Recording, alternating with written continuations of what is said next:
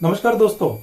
दिल्ली के मुख्यमंत्री अरविंद केजरीवाल को दिल्ली की रावजामिनी कोर्ट ने रेगुलर जमानत दी है। ये बहुत ही बड़ी ब्रेकिंग न्यूज है, जिससे हमको पता चलता है कि जब सत्ता बदलती है या जब विपक्ष मजबूत होता है तब जुडिशियरी पर भी इसका प्रभाव पड़ता है। और जब अच्छे विचारों वाले जजेस के सामने ऐसी सुनवाई होती है तो अच्छे निकाल अच्छी भी सामने आते हैं और बेल भी लोगों को मिल सकती है।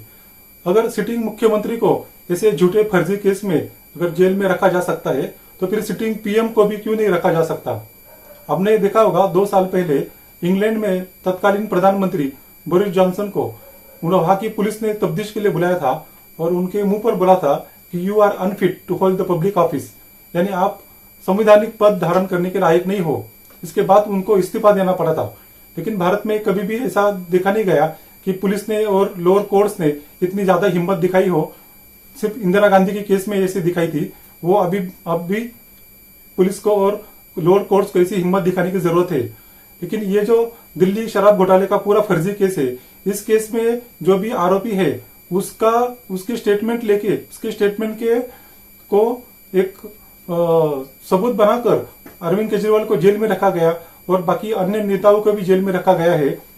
संजय सिंह को जब सुप्रीम कोर्ट से जमानत मिली तब कोर्ट ने ये बार बार ईडी को पूछा था कि आपके पास क्या सबूत है वो दिखाए, नहीं तो हम सेक्शन 45 पीएमएलए के तहत इनको बेल दे देंगे। लेकिन ईडी ने उस वक्त चुप्पी साध ली और विरोध नहीं किया। इसीलिए सुप्रीम कोर्ट ने संजय सिंह को कुछ महीने पहले ही बेल दी है।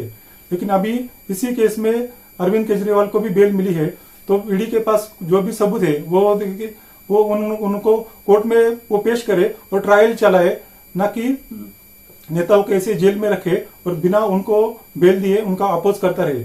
ये इससे साफ दिखता है कि ईडी के पास एक तो सबूत नहीं है और जो भी है वो झूठे सबूत है, क्योंकि इसमें जिस आरोपी को अप्रूवर बनाया गया है और उसके स्टेटमेंट को आधार बनाकर ये फर्जी केस खड़ा किया गया है, उन अप्रूवर्स के और वो जो आरोपी है उनसे बीजेपी को चुनावी चंदों में करोड़ों रुपए मिले हैं। मतलब मनी ट्रेल पूरा बीजेपी के पास जा रहा है और आरोपी बनाई है आम आदमी पार्टी के नेता। ऐसा इतना फर्जी केस शायद ही दुनिया में किधर देखने को मिला होगा। लेकिन अब अगर उनको जमानत मिल गई है तो अभी बीजेपी के सामने और ईडी के सामने और मुश्किल होगी, क्योंकि पहले ही ईडी के ऊपर आरोप हो रहे हैं कि वो बीजेपी का इलेक्शन डिपार्टमेंट है, ये इसका फुल फॉर्म है।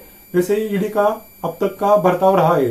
लेकिन इतना नीचे गिरने के बाद भी अब वो फिर से हाईकोर्ट में जाके या सुप्रीम कोर्ट जाके इस बेल को चुनौती दे सकती है, क्योंकि उन्होंने 48 घंटे का समय रावजामिनी कोर्ट से मांगा था।